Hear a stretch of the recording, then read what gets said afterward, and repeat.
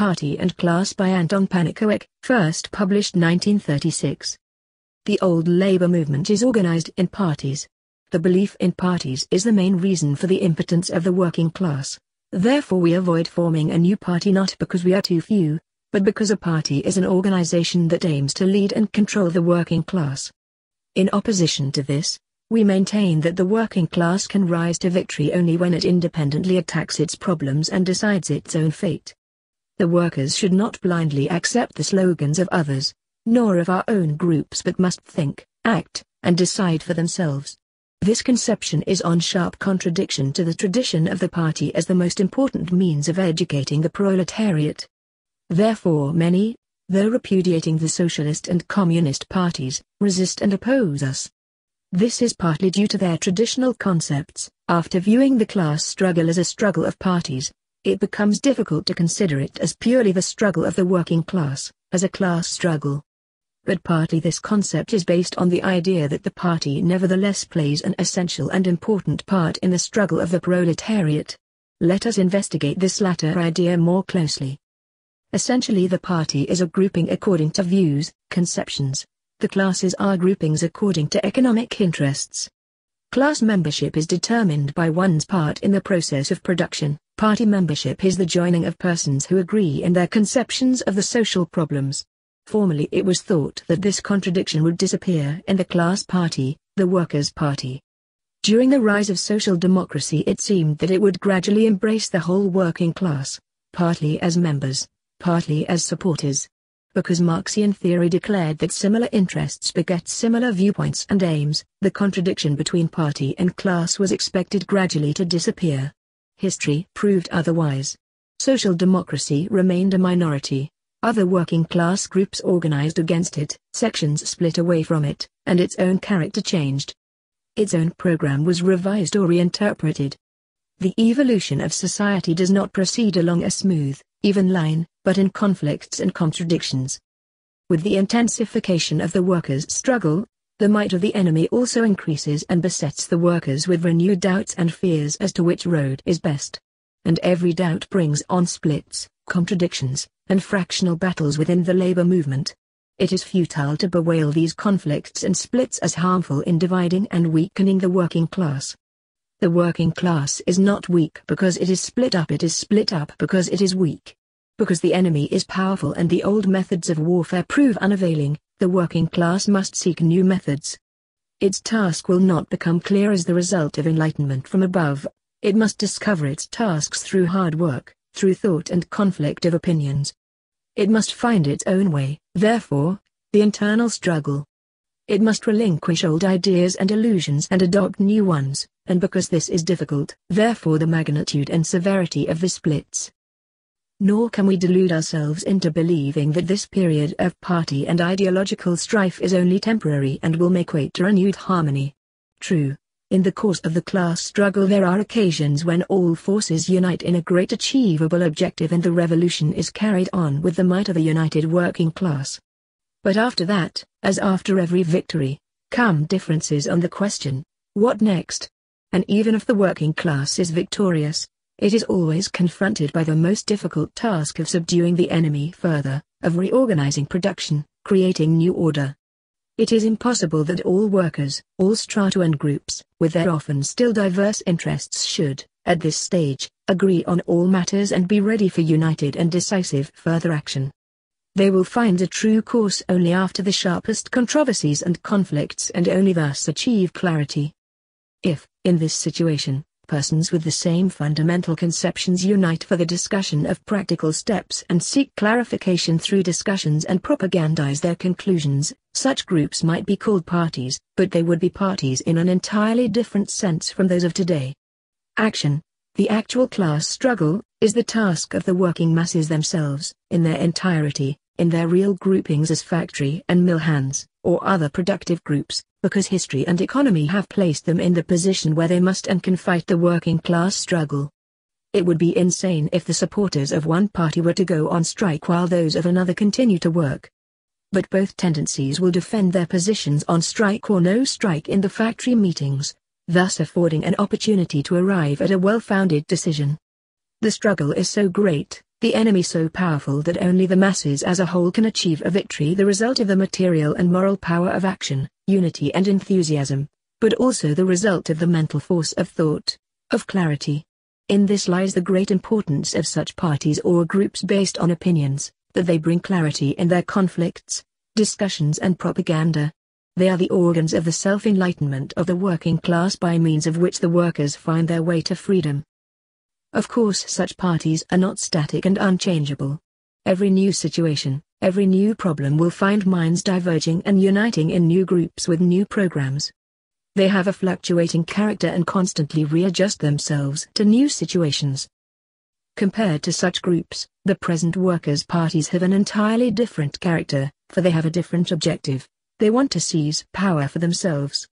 They aim not at being an aid to the working class in its struggle for emancipation but to rule it themselves and proclaim that this constitutes the emancipation of the proletariat. The social democracy which arose in the era of parliamentarism conceived of this rule as a parliamentary government. The Communist Party carried the idea of party rule through to its fullest extreme in the party dictatorship. Such parties, in distinction to the groups described above, must be rigid structures with clear lines of demarcation through membership cards, statutes, party discipline and admission and expulsion procedures. For they are instruments of power. They fight for power, bridle their members by force and constantly seek to extend the scope of their power. It is not their task to develop the initiative of the workers, rather do they aim at training loyal and unquestioning members of their faith. While the working class in its struggle for power and victory needs unlimited intellectual freedom, the party rule must suppress all opinions except its own. In democratic parties, the suppression is veiled. In the dictatorship parties, it is open, brutal suppression.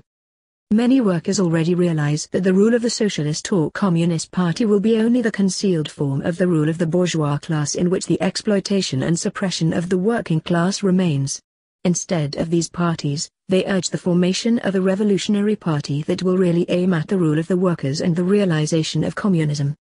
Not a party in the new sense as described above, but a party like those of today, that fight for power as the vanguard of the class, as the organization of conscious, revolutionary minorities, that seize power in order to use it for the emancipation of the class.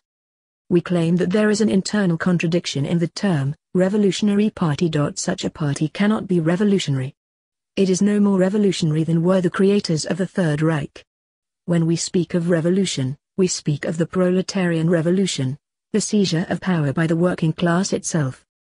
The Revolutionary Party is based on the idea that the working class needs a new group of leaders who vanquish the bourgeoisie for the workers and construct a new government. Note that the working class is not yet considered fit to reorganize and regulate production, but is not this as it should be? As the working class does not seem capable of revolution, is it not necessary that the revolutionary vanguard, the party, make the revolution for it? And is this not true as long as the masses willingly endure capitalism? Against this, we raise the question, what force can such a party raise for the revolution? How is it able to defeat the capitalist class? Only if the masses stand behind it. Only if the masses rise and through mass attacks, mass struggle, and mass strikes, overthrow the old regime. Without the action of the masses, there can be no revolution. Two things can follow. The masses remain in action. They do not go home and leave the government to the new party. They organize their power in factory and workshop and prepare for further conflict in order to defeat capital. Through the workers' councils they establish a form union to take over the complete direction of all society. In other words, they prove they are not as incapable of revolution as it seemed. Of necessity then, conflict will arise with the party which itself wants to take control and which sees only disorder and anarchy in the self-action of the working class. Possibly the workers will develop their movement and sweep out the party. Or, the party, with the help of bourgeois elements, defeats the workers. In either case, the party is an obstacle to the revolution because it wants to be more than a means of propaganda and enlightenment, because it feels itself called upon to lead and rule as a party. On the other hand, the masses may follow the party faith and leave it to the full direction of affairs. They follow the slogans from above, have confidence in the new government, as in Germany and Russia. That is to realize communism and go back home and to work. Immediately the bourgeoisie exerts its whole class power, the roots of which are unbroken, its financial forces, its great intellectual resources, and its economic power in factories and great enterprises. Against this the government party is too weak. Only through moderation, concessions and yielding can it maintain that it is insanity for the workers to try to force impossible demands. Thus the party deprived of class power becomes the instrument for maintaining bourgeois power. We said before that the term revolutionary party was contradictory from a proletarian point of view. We can state it otherwise. In the term revolutionary party, revolutionary always means a bourgeois revolution. Always, when the masses overthrow a government and then allow a new party to take power, we have a bourgeois revolution, the substitution of a ruling caste by a new ruling caste. It was so in Paris in 1830 when the finance bourgeoisie supplanted the landed proprietors, in 1848 when the industrial bourgeoisie took over the reins. In the Russian Revolution the party bureaucracy came to power as the ruling caste. But in Western Europe and America the bourgeoisie is much more powerfully entrenched in plants and banks, so that a party bureaucracy cannot push them aside as easily. The bourgeoisie in these countries can be vanquished only by repeated and united action of the masses, in which they seize the mills and factories and build up their council organizations. Those who speak of revolutionary parties draw incomplete, limited conclusions from history.